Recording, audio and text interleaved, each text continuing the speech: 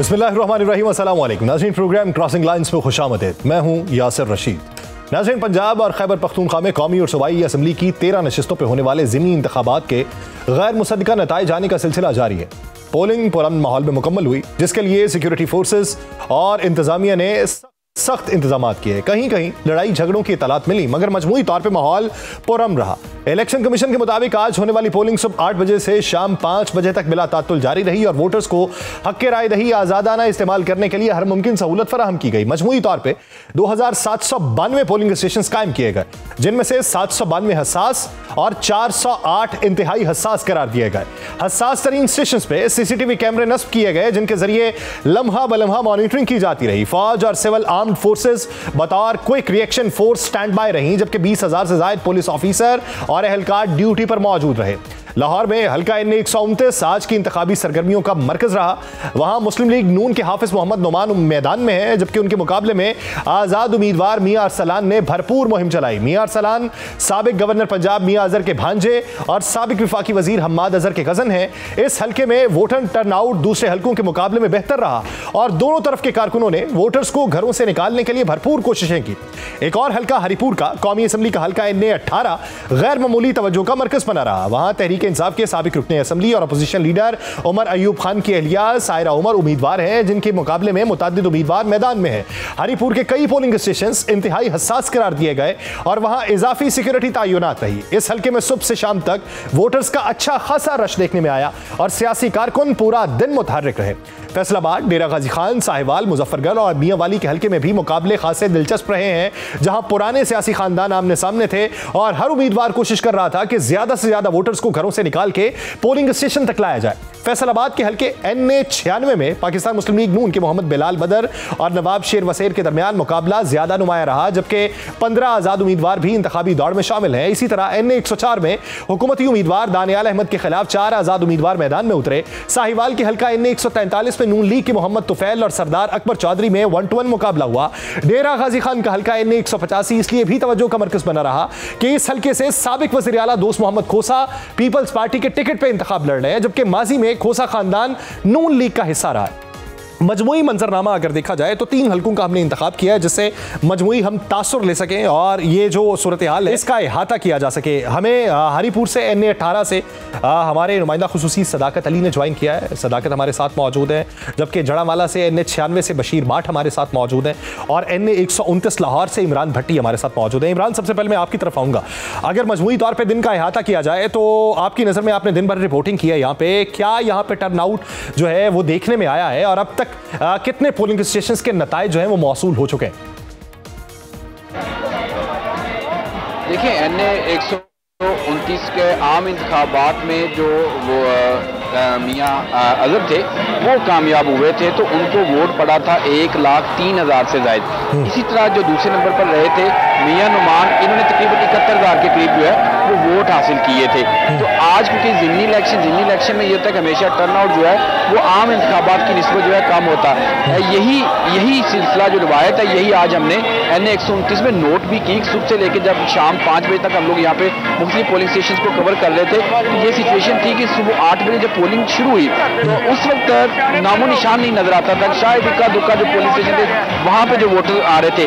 तो हम जब आधा दिन गुजरा, 12 बजे के बाद हमने देखा जो वोटर हैं वो बाहर निकलना शुरू हुए और उन्होंने आके वोट कास्ट किए। अब तक की जो रेशियो हम लोग एक एज्यूम कर सकते हैं कि तकरीबन आम इंतखाबात की निस्बत इस बार जो है टर्नआउट जो है 20 से 25% के दरमियान रहने की तवक्को है। जो आज सारा दिन नोट किया, जो लोगों की गहमा जमात हुई है, और यही सिचुएशन 5 बजे के बाद के अब तक जो सिचुएशन है कि 334 पोलिंग स्टेशन है NA 129 में, जिनमें से 83 पोलिंग स्टेशन का गैर रत्मी और गैर सरकारी जो नतीजा है उसके मुताबिक मुस्लिम लीग नून के उम्मीदवार जो हैं हाफिज नुमान ये 8,822 वोट लेकर आगे, जबकि जो आज़ाद उम्मीदवार है अरसलान अहमद वो जो है 5,523 वोट लेकर दूसरे नंबर पर हैं। अभी तक जो है रिजल्ट आने का सिलसिला जारी है। जैसे जैसे रिजल्ट आ रहा है इसकी अपडेट जो है हम देते जा रहे हैं। ठीक है, आपने जो टर्नआउट बताया वो काबिल तशवीश है कि 20 से 25% जो है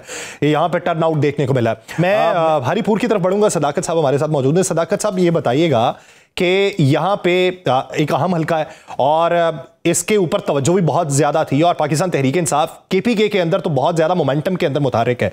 तो अब तक के नताइज क्या बताते हैं? कितने पोलिंग स्टेशन कुल हैं, किसके नताइज मौसूल हो चुके हैं और उस नताइज में बाजी अब तक किसको हासिल है?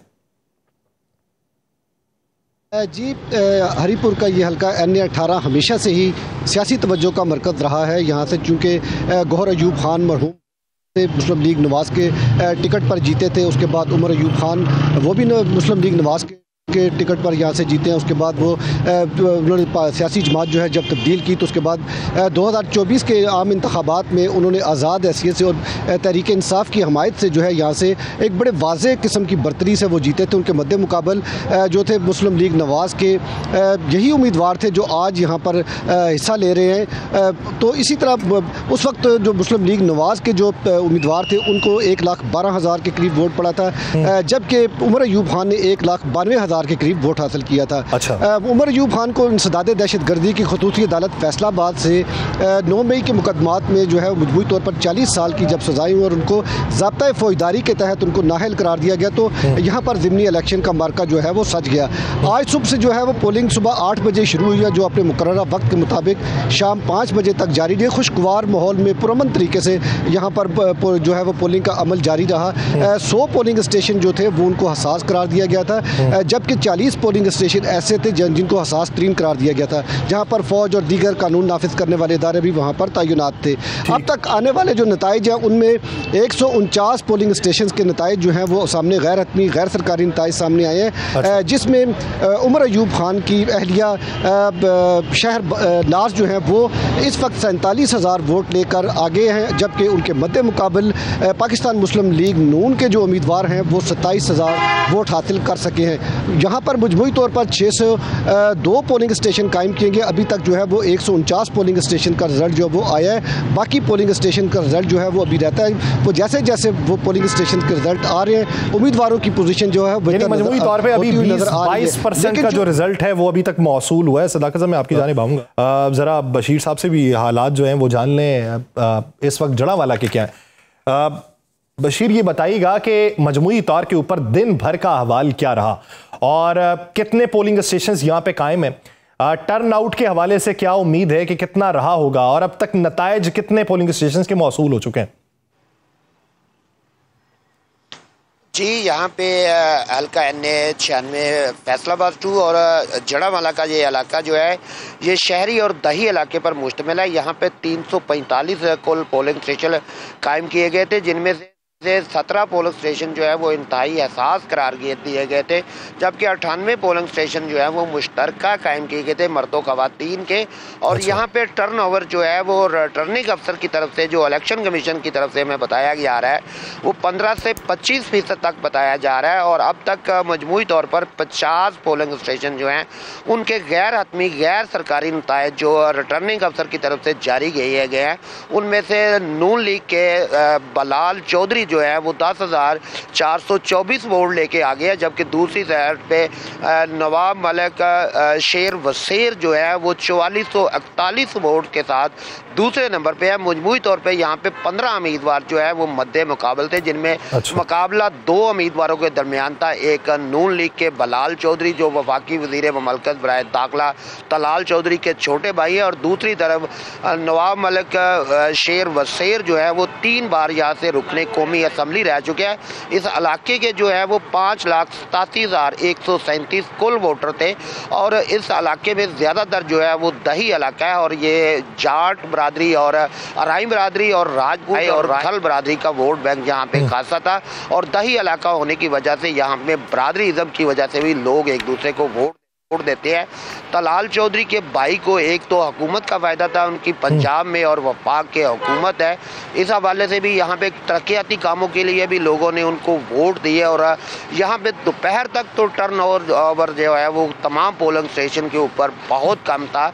या 12 बजे के करीब यहाँ पे लोग आना शुरू हुए और उसके बावजूद यहाँ पे जो दोनों उम्मीदवार हैं ये अपने वोटर्स को एक नवाब शेर बसेर जो है वो 3 बार रुकनी कौमी असम्बली रहने के बावजूद भी अपने वोटर को मुतहर्रिक नहीं कर सके, निकाल नहीं सके।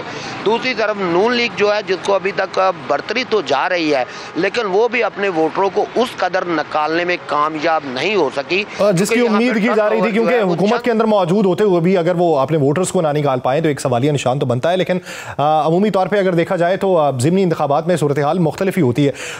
अगर लाहौर की सूरत हाल जाने, इमरान भट्टी साहब ये बताएं कि इस वक्त लाहौर में अगर किसी हलके को माजी में भी अहमियत हासिल थी तो इसी हलके को हासिल थी। यहाँ पे पीटीआई का कारकुन बहुत ज्यादा चार्ज हमें दिखाई दिया। हमने बेशतर मौक़ों के ऊपर देखा कि उनको एतराज़ात ये थे कि हमारे घरों पे छापे मारे जाते हैं, हमारे लिए मुश्किलात पैदा की जाती हैं। आज के दिन ये 20 से 25% की आप जो बात कर रहे हैं कि ये उम्मीद रखी जा रही है यहां से टर्नआउट की, तो उसकी बुनियादी वजह क्या दिखाई देती है? पीटीआई का कारकुन जो आजाद उम्मीदवार की हिमायत में था वो क्यों कम निकला?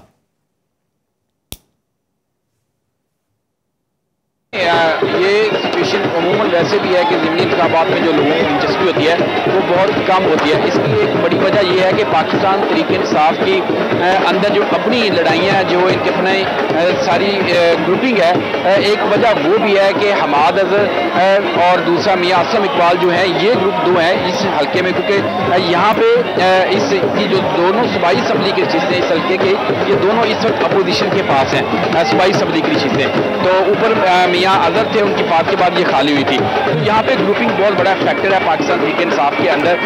एक सवाल जो है कि नौजवान जो पाकिस्तान तहरीक इंसाफ को सपोर्ट करते हैं वो नहीं आ रहे थे। यही वजह, यही हमने नोट किया कि आज बहुत कम टर्नआउट इस वजह से रिकॉर्ड होगा कि मुस्लिम नून तो अपना लोगों को निकाल रही है, कायल कर रही है। उनकी जो लीडरशिप थी और उम्मीदवार थे, उनके रहनुमा थे, वक्तन फौक्तन विजिट भी कर रहे थे, अमन की सूरत का भी जायजा लिया जा रहा था। तो पाकिस्तान तहरीक इंसाफ के जो अपोजिशन लीडर है वो सिर्फ हमें चंद एक मुकामात पर नजर आए हैं। इसके अलावा जो है इनका कोई भी उम्मीदवार जो है आज़ाद उम्मीदवार की हिमायत के लिए यहाँ पे नजर नहीं आया। एक बात और ये कि यहाँ पे जो आज़ाद उम्मीदवार है असलान अहमद, उनके जो हमायती थे, जो हमायत उनको पाकिस्तान तहरीक इंसाफ की हासिल है, वो यहाँ पे। अब आपके पीछे इस वक्त शोर बहुत ज्यादा है, गालिबन आप जीते हुए कैंप के करीब खड़े। मैं आपकी तरफ वापस आऊंगा हरीपुर का, अगर मैं उधर की सूरत हाल को जानना चाहूँ तो सदाकत साहब ये बताएं कि यहाँ पे अमूमी तौर के ऊपर कंपेन अगर आपने देखी इस अरसे में, तो पाकिस्तान मुस्लिम लीग नून की तरफ से कंपेन कितनी रही है, और जो उमर अयूब साहब की अहलियाँ हैं उनके हवाले से अगर कंपेन देखी जाए तो वो किस हद तक मौसर रही, और झुकाव ये जो देखने में आ रहा है ये कंपेन की वजह से है या यहाँ पे वोट बैंक नजरियाती तौर पर इस तरफ को माइल है? जी बिल्कुल, यहाँ पर जो मुस्लिम लीग नून के जो उम्मीदवार थे बाबर नवाज़ खान, उनकी जानिब से बड़ी जो है वो बड़ी सख्त किस्म की कंपेन की गई, दिन रात उन्होंने एक किया। लेकिन बाबर जो थे वो गुज़िश्ता इलेक्शन में भी हार चुके हुए थे, और ये चूँकि केपी का इलाका है और केपी के इलाके में चूँकि यहाँ पर पीटीआई की हुकूमत है, और लोगों का ये एक तासुर ये भी था कि अगर ये यहाँ से जीत में गए तो यहाँ पर वो उनके जो मसाइल हैं उनके हल में जो है वो कहीं ना कहीं रुकावट ज़रूर पैदा होगी। जबकि उमर अयूब के जो है उन्होंने ज़ाती हैसियत में ख़ुद भी बहुत कंपेन की है अपनी अहलिया की, और उनके जो कज़न हैं जो खैबर पख्तूनख्वा हुकूमत का हिस्सा है, मिनिस्टर हैं यहाँ पर, उन्होंने भी जो है वो अंदरूनी खाना उनकी ठीक ठाक कंपेन किया, जिसकी वजह से आज नताइज जो है वो इस तरह सामने आए हैं। लेकिन टर्न आउट अगर उसकी मैं बात करूँ ना, तो टर्न आउट आज यहाँ पर भी इंतहाई कम रहा। तकरीबन एक अंदाजे के मुताबिक 20% से ज़्यादा टर्न आउट यहाँ पर नहीं रहा, क्योंकि ये पाकिस्तान का वो हल्का है जिसमें सबसे ज़्यादा रजिस्टर्ड वोटर है। यहाँ पर 7,53,944 रजिस्टर्ड वोटर हैं, जबकि इसकी आबादी जो है तकरीबन 12 लाख के करीब है। और इतना ज़्यादा वोटर और 600 जो है वो 2 पोलिंग स्टेशन जो थे वो यहाँ पर कायम किए गए थे। अब 602 पोलिंग स्टेशन का रिजल्ट आते हुए भी टाइम लगेगा। अब ये अप डाउन जो है वो कुछ चलता रहेगा, कभी नून लीग के उम्मीदवार ऊपर जाएंगे, कभी जो उमर अयूब की अहलियाँ हैं कभी वो ऊपर नीचे, ये थोड़ा सा चलेगा। लेकिन बज़ाहिर जो है यहाँ पर जो नज़रियाती जो है वो वोट यहाँ पर पीटीआई का है, और नज़रियाती वोट पीटीआई का है। बशीर ये बताइएगा कि आज अगर आपकी बात हुई हो कारकुनान से या वोटर से या इस हल्के के जो लोग हैं उनसे, उनकी अदम दिलचस्पी इस इलेक्शन में, उसकी बुनियादी वजूहात क्या सामने आई? यहाँ पे लोग जो है, जिन लोग वोटरों से मेरी बात हुई या जो अहले इलाका यहाँ पे पोलिंग स्टेशन के करीब मौजूद थे, उनसे मेरी बात हुई तो उन लोगों का कहना था कि नून लीग के इक़्तिदार में है तो जो तलाल चौधरी के भाई हैं बलाल, उन्होंने ही जीतना है। ये लोग ज़्यादा दिलचस्पी नहीं ले रहे। दूसरी तरफ तो यहाँ पे जो सज़ा याफ्ता नहल होने वाले साबिक़ रुकनी कौमी असम्बली है, उनकी तरफ से भी कल एक मुबैना तौर पे सोशल मीडिया पे जो बयान है वो मैंने उनका वो बयान भी वीडियो पैगाम जो है वो सुना है। उन्होंने भी अपने कारकुनों को पैगाम दिया था कि कल के दिन आपने बाईकाट करना है, वोट नहीं देने नहीं निकला। लोग एक उसकी वजह ये भी बताया रहे हैं कि जो साबिक़ वाले रुकने असम्बली है सजा याफ्ता, उसका जो फॉलोअर है वो यहाँ पे अलग जीत चुके थे, उनके फॉलोअर्स और कारकुन बहुत वो लोग आज वोट देने के लिए नहीं आए। उन लोगों ने बाईकाट किया, इस वजह से भी यहाँ पे रश जो है वो कम रहा है। वोटर लोग घरों से कम निकले हैं। रूटीन में लोगों का ये भी कहना था, जो वोटर है उनका भी कहना था कि ज़िमनी इंतखाब है और हम नून लीग की गवर्नमेंट है और जो लोगों की दिलचस्पी इसलिए है कि हुकूमत जो विफाक के अंदर मौजूद है वो पाकिस्तान मुस्लिम लीग नून है, तो इसलिए जीतेगी भी वही। बहुत शुक्रिया। हमारे साथ मौजूद है जड़ांवाला से, लाहौर से इमरान भट्टी और हरीपुर से सदाकत अली ने हमें ज्वाइन किया। आप इस हवाले से आगाह कर रहे थे। नाज़रीन, मौजूदा मंजरनामे पे तो हम बात कर चुके हैं इलेक्शन के हवाले से। पाकिस्तान के अंदरूनी सिक्योरिटी के मामलात जो हैं उस पर और खवारिजियों के खिलाफ जो तहरीक अज़्म चल रही है उस पे अज़्म इस्तेहकाम पाकिस्तान अगर आगे बढ़ना है तो किस तरीके से बढ़ना है और इनके खिलाफ कला कमा करने के लिए क्या कुछ हो रहा है, इस पे बात होगी। एक शॉर्ट ब्रेक के बाद कहीं नहीं जाएगा, स्टे विद अस। ब्रेक के बाद खुशामदीद। नाज़रीन, पाकिस्तान और अफगानिस्तान के माबैन गुज़िश्ता माह होने वाली सरहदी झड़पों के बाद खित्ते में सिक्योरिटी की सूरत हाल मुसलसल तनाव का शिकार है। कतर और तुर्किया की सालसी में दोहा और इस्तांबुल में होने वाले मुज़ाकरात के 3 अदवार जो हैं ये किसी नतीजे तक नहीं पहुंच सके, जिसके बायस दोनों ममालिक के दरमियान एतमाद की बहाली के अमल में पेशरफ्त रुक चुकी है। अगरचे जंगबंदी मुआहिदा बरकरार है, लेकिन सरहद पार से दरअंदाजी के वाकयात और हालिया दहशतगर्द कार्रवाइयों ने सिक्योरिटी इदारों के खदशात को मजीद बढ़ा दिया। इन हालात में खैबर पख्तूनख्वा और साबिका कबायली अजला में सिक्योरिटी फोर्सेस ने अस्करियत पसंदों के खिलाफ कार्रवाइयों में नुमाया तेजी पैदा की है। बन्नू में जुमे के रोज की गई कार्रवाई में 8 अस्करियत पसंद मारे गए और ये कार्रवाई उस वक्त की गई जब जुमेरात की रात अमन कमेटी के दफ्तर पर हमले में 7 शहरी जो थे वो शहीद हुए। फौज के शोबा ताल्लुकात आमा के मुताबिक 21 नवंबर को बन्नू में अस्करियत पसंदों की मौजूदगी की मुसद्दिका इत्तला पे मुश्तरका इंटेलिजेंस बेस्ड ऑपरेशन किया गया। कार्रवाई के दौरान अस्करियत पसंदों के एक ठिकाने को निशाना बनाया जहां से शदीद फायरिंग का तबादला हुआ। फायरिंग रुकने के बाद इलाके की तलाशी ली गई, जिसमें 8 अस्करियत पसंदों के मारे जाने की तस्दीक हुई। ISPR के मुताबिक हलाक होने वालों से असलहा और गोला बारूद भी बरामद हुआ, जो माजी में सिक्योरिटी फोर्सेस, कानून नाफिज करने वाले इदारों और आम शहरियों पर हमलों में इस्तेमाल होता रहा था। फौज के मुताबिक हालिया हफ्तों में खित्ते में इंटेलिजेंस पर मबनी कार्रवाइयों की रफ्तार में नुमाया इजाफा हुआ है और ये कार्रवाइयां अस्करियत पसंदों की नकलो हरकत महदूद करने, उनकी सहूलतकार नेटवर्क्स को तोड़ने और दोबारा मुनज़्ज़म होने की सलाहियत को खत्म करने के लिए एक मरबूत हिकमत अमली के तहत जारी है।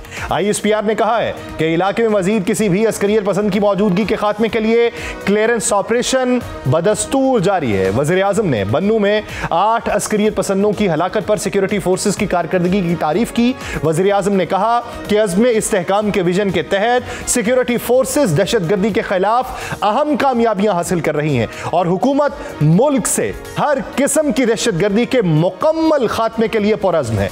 बन्नू, मोहम्मद, लकी मरवत, टांग, कुरम और डेरा इस्माइल खान समेत खैबर पख्तूनख्वा के मुख्तलिफ अजला में गुज़श्ता 4 दिनों के दौरान दहशतगर्दों के खिलाफ कार्रवाइयों में मजमूई तौर पर 51 अस्करियत पसंद मारे जा चुके हैं। जुमेरात को ISPR ने बताया कि जिला मोहम्मद में कार्रवाई के दौरान 4, लकी मरवत में 2 और टांक में 1 अस्करियत पसंद मारा गया। इससे पहले एक रोज पहले जिला कुरम में 2 मकामात पे कार्रवाइयां हुई, जिसमें मजमूई तौर पे 23 अस्करियत पसंद हलाक हुए। इसी तरह 20 और 21 नवंबर को लकी मरवत में की गई कार्रवाई में 10, जबकि डेरा इस्माइल खान में 3 अस्करियत पसंद मारे गए हैं। सिक्योरिटी फोर्सेस के मुताबिक ये तमाम कार्रवाइयां हालिया सिक्योरिटी चैलेंजेस के तनाजुर में की जा रही हैं और हुकाम का कहना है कि अगरचे पाकिस्तान और अफगानिस्तान के माबैन हालिया मुज़ाकरात किसी नतीजे पर नहीं पहुंच सके, मगर जमीनी सतह पर सिक्योरिटी इदारों की कार्रवाइयां बगैर किसी वक्फे के जारी रहेंगी ताकि शहरियों की हिफाजत को यकीनी बनाया जा सके। इसी मंजरनामे में बात करने के लिए हमें ज्वाइन किया है दिफाई तजियाकार जनरल जाहिद महमूद साहब ने। जनरल साहब, बहुत शुक्रिया आपके वक्त का। जनरल साहब, पाकिस्तान अफगानिस्तान मुज़ाकरात में नाकामी का पस मंजर अगर देखा जाए तो दोनों ममालिक के दरमियान अदम एतमाद के बुनियादी असबाब क्या हैं आपकी नजर में, और ये जो उनसर है ये सिक्योरिटी सूरत हाल पे कैसे असरअंदाज हो रहा है? जी बिस्मिल्लाहिर्रहमानिर्रहीम। देखिए, पाकिस्तान और अफगानिस्तान के जो बायलैटरल रिलेशनशिप है ये आई थिंक हम बड़े कन्वीनियंटली कह सकते हैं कि it is the lowest point in the recent history. और अनफॉर्चुनेटली फ्रिक्शन जो है वो वे ऑफ लाइफ बन चुकी है अफगानिस्तान के अंदर।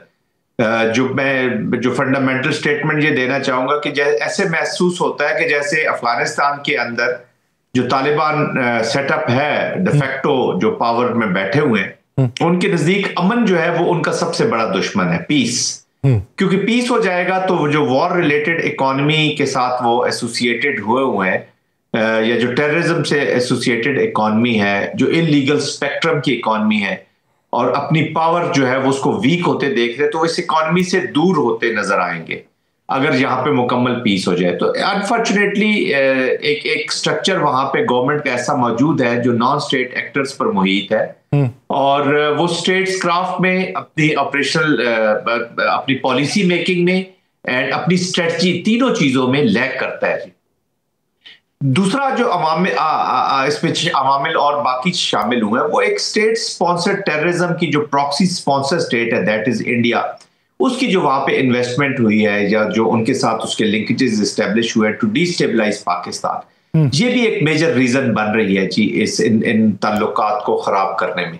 और ऑफ कोर्स तीसरी चीज जो है वो पाकिस्तान के अंदर भी कुछ ऐसे एलिमेंट्स हैं जो इलीगल स्पेक्ट्रम की वजह से या जो बॉर्डर्स में की मैनेजमेंट का ब्रदर मैनेजमेंट का जो पूरा फायदा उठाते थे, वो एलिमेंट्स भी नहीं चाहते कि यहाँ पर मुकम्मल तौर पर अमल हो। तो अनटिल अनलेस अफगानिस्तान की स्टेट क्राफ्ट को यूज करते हुए उन पॉलिसीज को फॉलो अप न करे या परसू न करे जो अफगानिस्तान की जनरल साहब ये बताइए कि इस मौजूदा मंजरनामे में अगर देखा जाए तो अफगानिस्तान की तरफ से सर्द मोहरियत या सरफे नजर किया जा रहा है हमारे मुतालिबात के ऊपर, और हमें ये देखने को मिला है कि उनके जो वजीर तिजारत हैं वो 5 रोजा दौरे पे दिल्ली पहुंचे, यानी वो मुतबादिल ऑप्शंस तलाश कर रहे हैं कि अगर पाकिस्तान के साथ हमारी बिगड़ती भी है तो मुआशी मंजरनामे में हमें सहूलतकारी कहां कहां से मुयसर हो सकती है। तो इससे हम मुस्तकबिल का अंदाजा क्या लगा सकते हैं?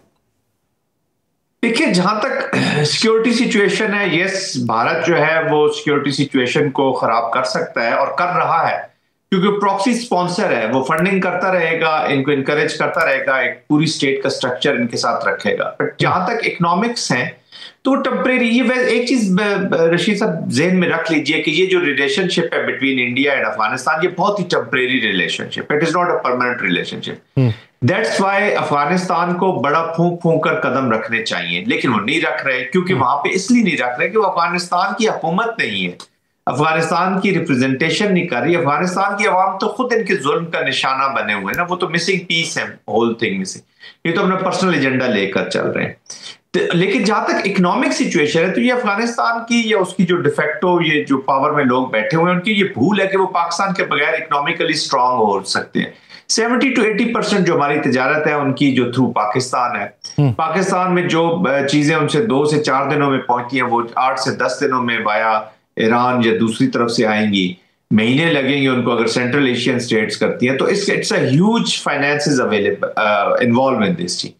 फिर आप इंडिया के साथ कितनी आप करेंगे? देखिए, पाकिस्तान के ऊपर तो इसका इतना नुकसान नहीं हो रहा जो अभी ट्रेड बंद हुआ है, इसका मेन नुकसान हो ही अफगानिस्तान रहा है। आपकी सब्जियां, फल, आपकी जो चीजें पाकिस्तान में आती, पाकिस्तान को फायदा ये हो रहा है कि जो इलीगल स्पेक्ट्रम की वजह से, जो स्मगलिंग की वजह से जो इकोनॉमिक नुकसान होते थे वो होने बंद हो गए।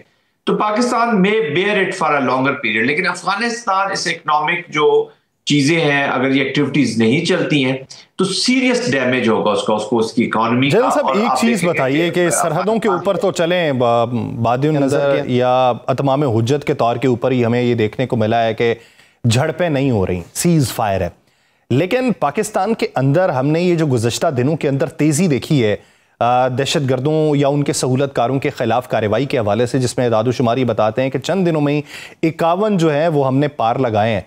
तो ये यहाँ पे तेजी, इसकी वजह क्या है, इसके मुज़मरात क्या हैं, इसके असरात क्या होंगे और इसके पीछे की जो हरकत हैं उसमें इंटेलिजेंस बेस्ड जो ऑपरेशंस किए जा रहे हैं वो अब की मौजूदा मालूमात माजी की मालूमात से किस हद तक मुख्तलिफ हैं?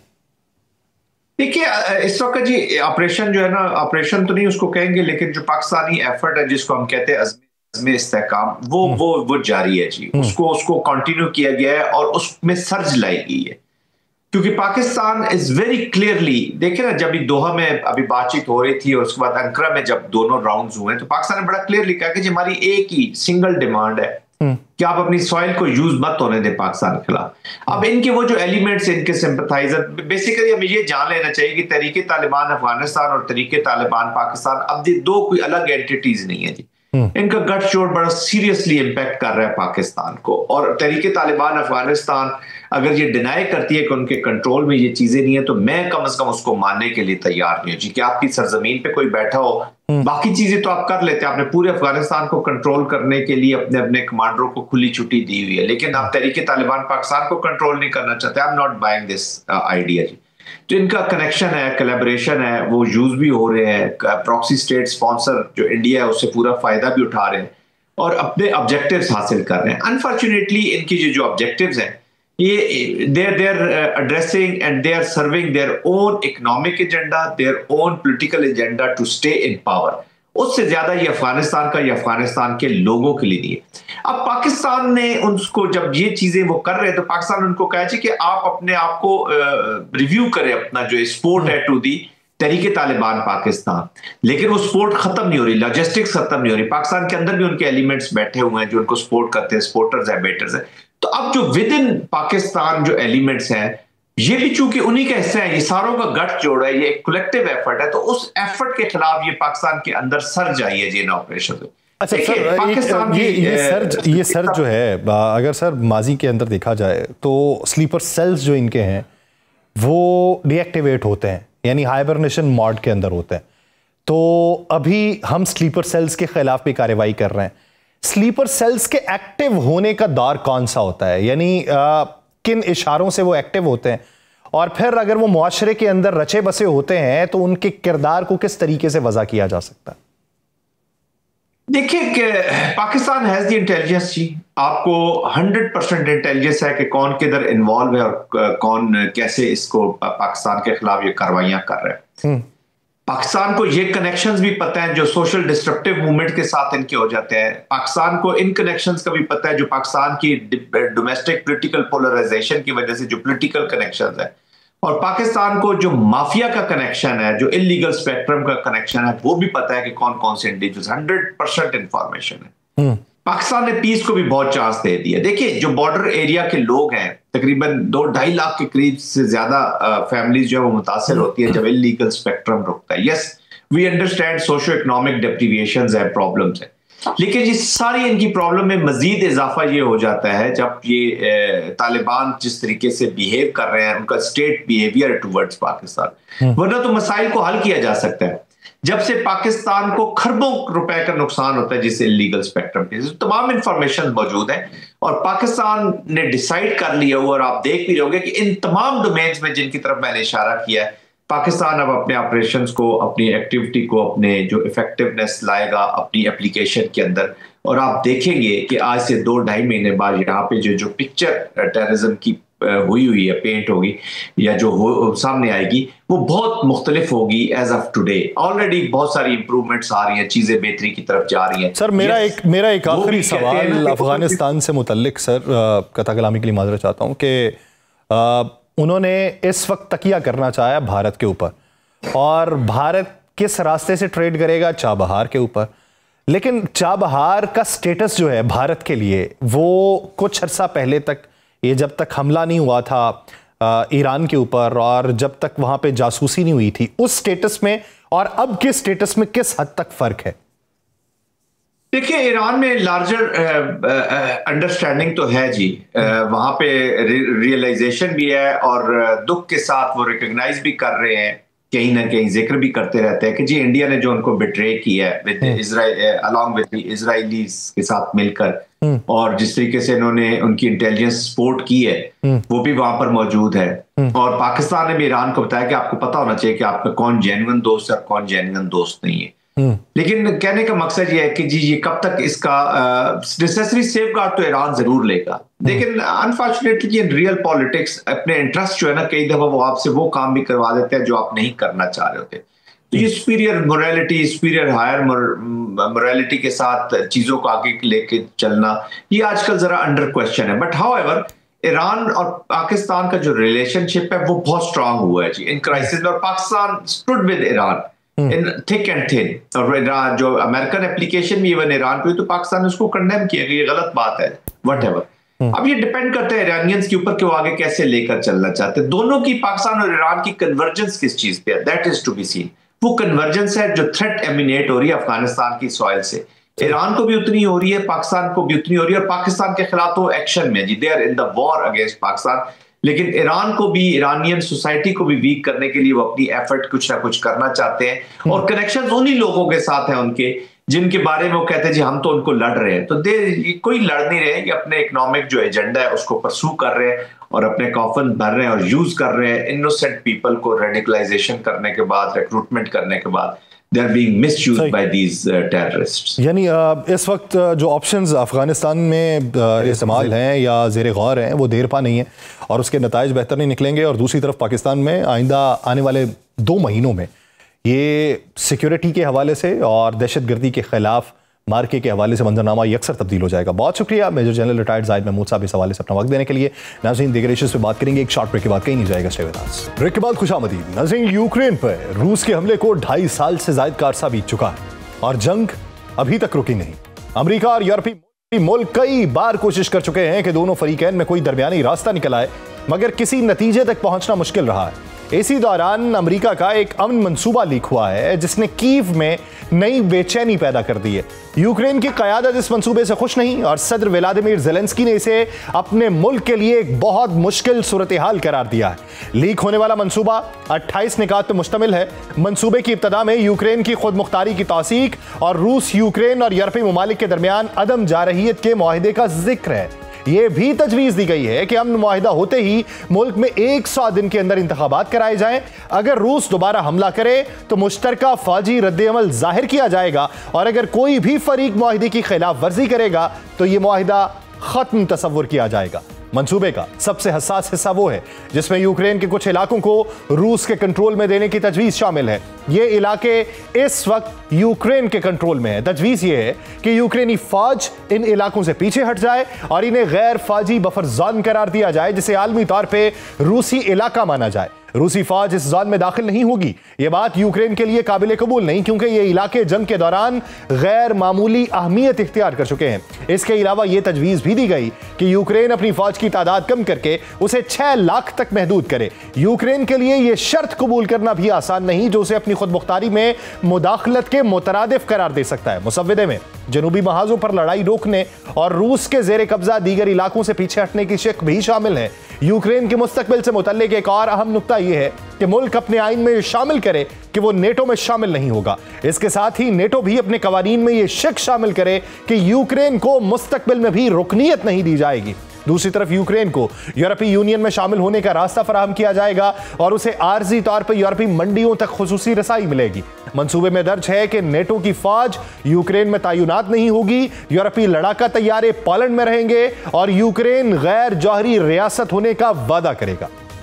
रूस के हवाले से भी चंद निकात अहम है।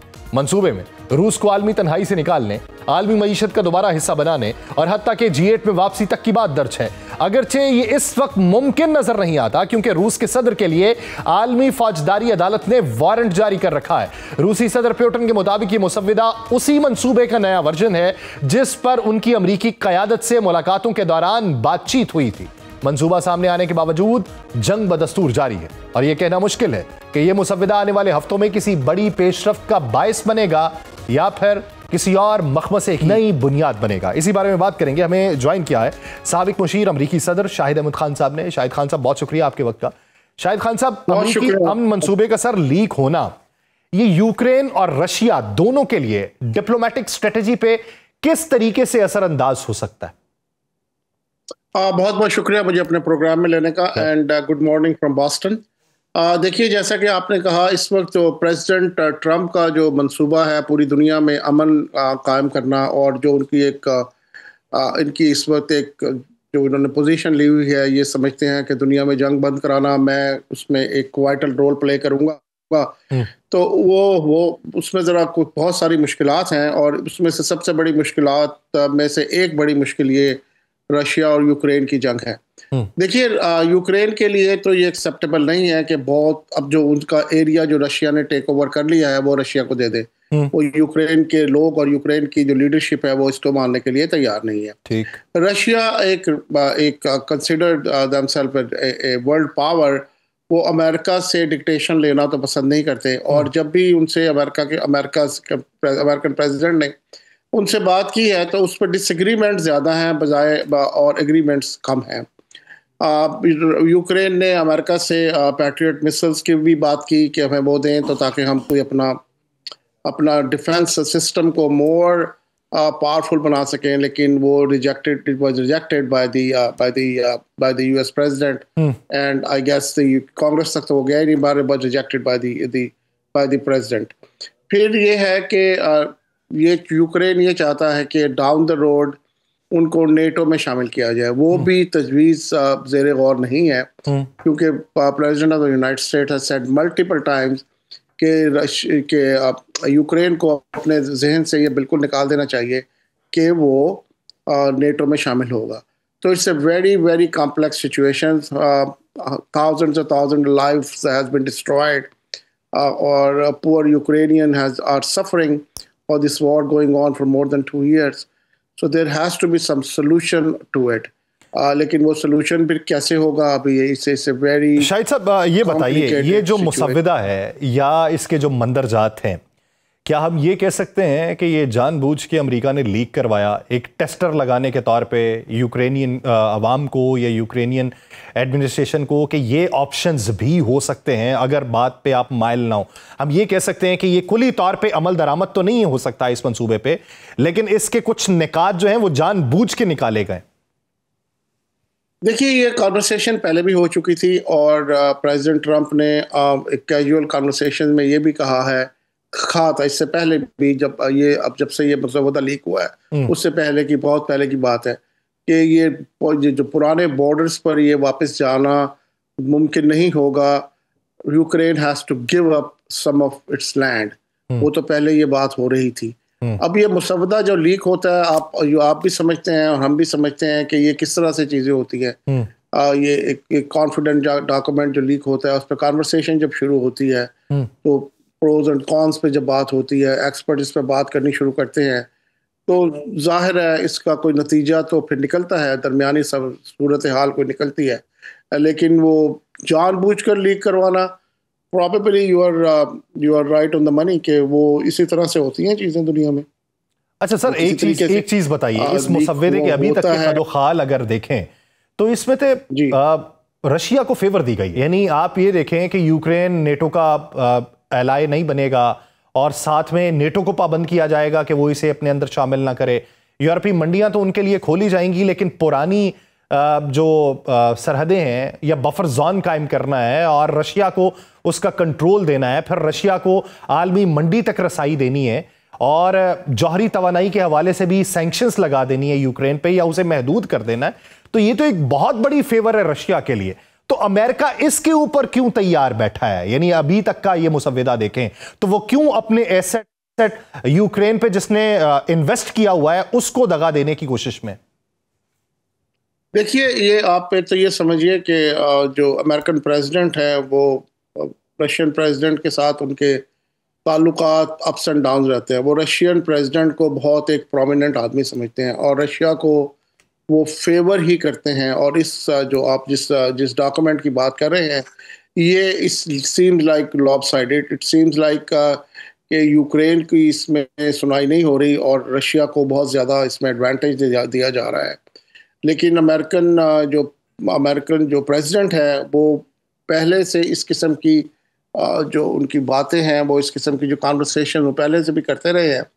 और लेकिन इसमें मेरा नहीं ख्याल है कि बज़ाहिर तो ऐसा ही लगता है आपको, क्योंकि यूक्रेन को अमेरिका की सपोर्ट से ये यूक्रेन चल रहा है। देखिए ना, जितने बिलियंस एंड बिलियन डॉलर्स की वहाँ पर जो आर्म्स एंड एमुनेशन की जो सप्लाईज की कंटिन्यूशन है, वो तो अमेरिका की वजह से ही है।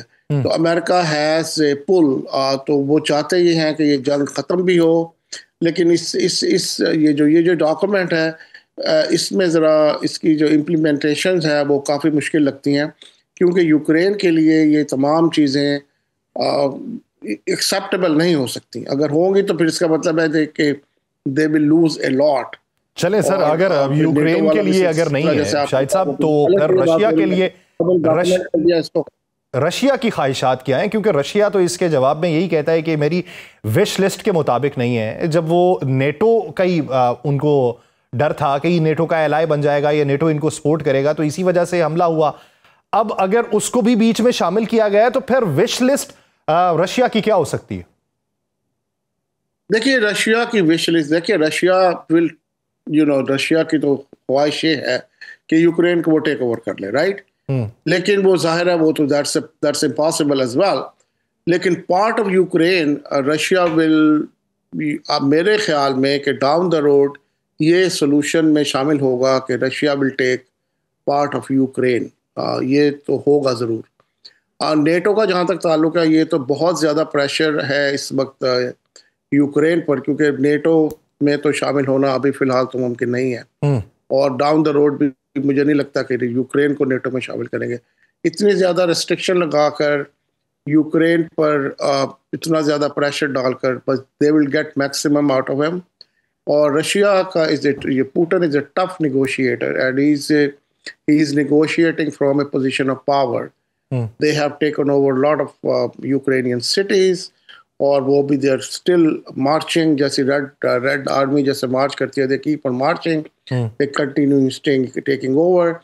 तो यूक्रेन इस वक्त एक पोजीशन में है, पोजीशन ऑफ वीकनेस में है, और रशिया भी उसका फ़ायदा उठा रहा है, और अमेरिका भी यूक्रेन को प्रेशर कर रहा है कि वो गिव अप कर दे और इस जंग को बंद करने की तरफ कोई रास्ता निकाले। अच्छा शाहिद साहब, ये बताइए कि नए इलेक्शन की शिक जो उसके अंदर शामिल है, अगर हम मारूजी हालात देखें तो आप समझते हैं कि यूक्रेन के अंदर नए इलेक्शन हो सकते हैं? इस वक्त तो इलेक्शन की कोई सूरत हाल बनती नहीं है, कहा तो यही जाता है, लेकिन कैसे इलेक्शन हो सकते हैं जब तक वहाँ पर एक पीस नहीं होगा, ये वॉर का ख़त्म नहीं होगी, ये कंटिन्यूस रशियन अटैक्स ख़त्म नहीं होंगे, तो इसमें इलेक्शन कैसे हो सकते हैं? Just impossible, it's just not possible. इस वक्त तो पॉसिबल नहीं है। डाउन द रोड तो कुछ भी हो सकता है, डाउन द रोड कुछ भी हो सकता है, लेकिन अभी मुमकिनात में ये दिखाई नहीं देता कि वहाँ पे इलेक्शन हो सके। लेकिन ये जो मंजर मुसव्वदा है, ये जो लीक हुआ है, इसके बेशतर निकात जो हैं, अगर उससे इनकारी यूक्रेन होता है तो यूक्रेन के लिए मुश्किलात मज़ीद बढ़ जाएंगी और इस जंगबंदी का अमली जामा जो है वो सामने नहीं आ सकेगा, जिसकी ख्वाहिशात बैनुल-अक़वामी सतह के ऊपर की जा रही हैं। बहुत शुक्रिया शाहिद अहमद खान साहब इस हवाले से अपना वक्त देने के लिए। नाज़रीन, प्रोग्राम का वक्त खत्म हो जाता है, मुझे दीजिए इजाज़त, आपसे मुलाकात होगी जुमे के रोज़। अपना बहुत सा ख्याल रखिएगा, अल्लाह निगहबान।